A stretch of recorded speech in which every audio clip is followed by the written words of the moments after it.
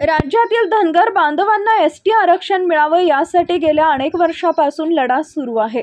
या संदर्भात समाज बांधवांनी 2014 साली बारामती इथं उपोषण आंदोलन केले होते।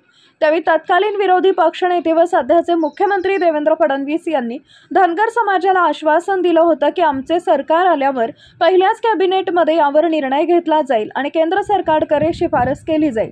यानंतर भाजपाचे महाराष्ट्रात सरकार आलं आणि देवेंद्र फडणवीस मुख्यमंत्री झाले। 2024ला देखील प्रचंड बहुमतांनी पुन्हा एकदा फडणवीस मुख्यमंत्री झाले। किमान आता तरी त्यांनी धनगर समाजाला एसटी आरक्षण मिळणार की नाही याबाबत स्पष्टीकरण द्यावे अशी मागणी समाजसेवक अंकुश शेंबडे यांनी केली असून समाजसेवक बिरप्पा मोटे आणि सहकाऱ्यांसह त्यांनी पत्रकार परिषद घेतली।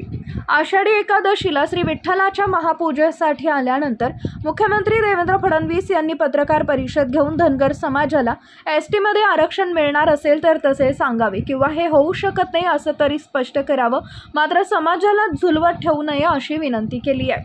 नमस्कार।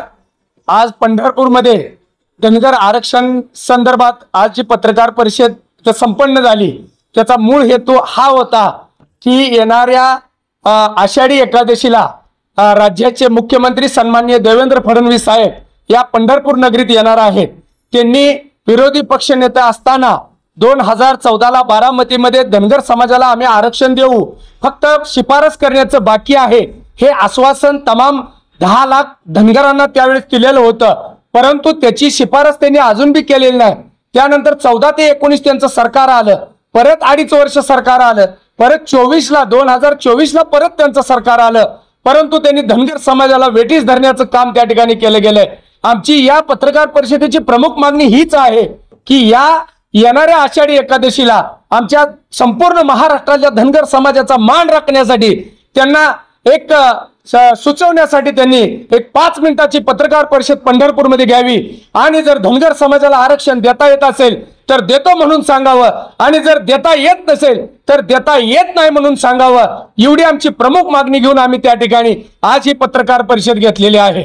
एळकोट एळकोट जय मल्हार, एळकोट एळकोट जय मल्हार। ताज्या घडामोडी जाणून घेण्यासाठी शिवशाही न्यूज यूट्यूब चॅनलला सबस्क्राईब करा। आपण हा व्हिडिओ फेसबुकवर पाहत असाल तर फेसबुक पेज फॉलो करा आणि शिवशाही न्यूज.com या आपल्या वेबसाईटलाही भेट द्या।